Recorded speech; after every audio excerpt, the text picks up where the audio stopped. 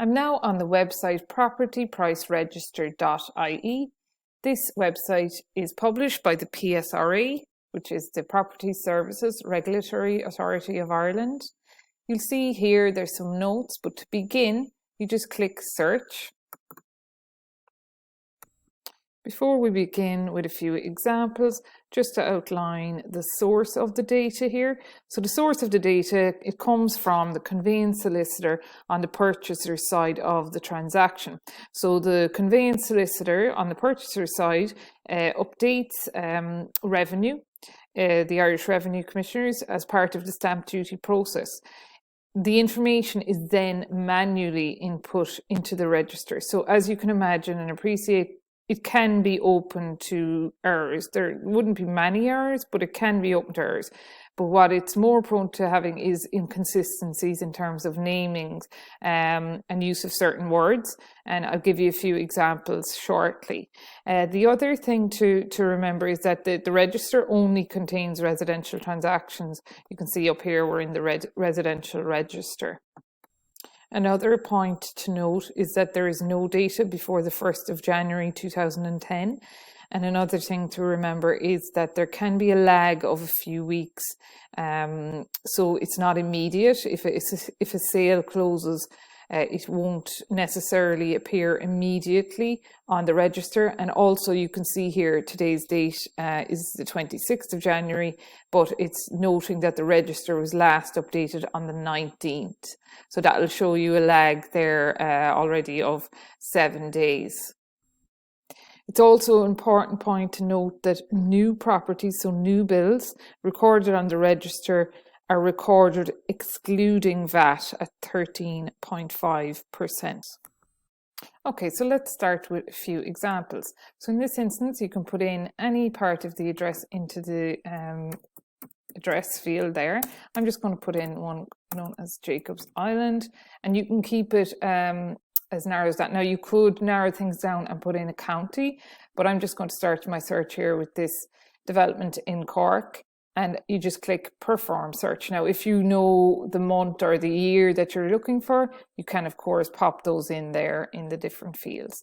I'm just going to do a general search using Jacob's Island as an example. And you click perform search, and the results show up down here. Now, just to note here, they have a little bit of extra information that if something has double asterisks, it denotes not full market price. And that means is that a vendor might be retaining partial interest in a property. So if you see that beside a particular property, it's not really giving you a full picture about that property. So if you're doing some research, I would probably discount that particular finding.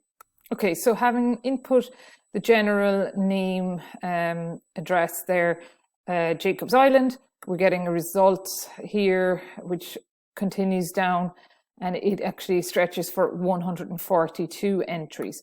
But just to show in terms of inconsistencies, if I were to add in an apostrophe there for Jacob's Island and click perform search, you'll see that it only shows up 12 entries. So that just shows the issues where inconsistencies come in. So just be mindful of trying different ways of spelling addresses and so on. So let's do another example. So in this instance, I've put in an address in Dublin of Ballantrae Square, and I've spelt the word square S-Q-U-A-R-E, and just click perform search, and we'll look at the results. So you can see there's 14 entries, but let's shorten the word square to S-Q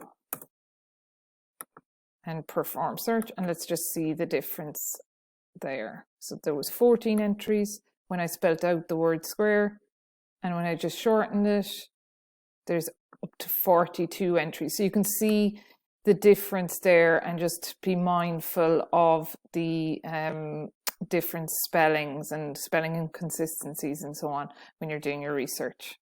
So another thing to be mindful of is sometimes groups of properties are put together and put on the register. So I've input this example here, Dundrum View, and I'll just click perform search.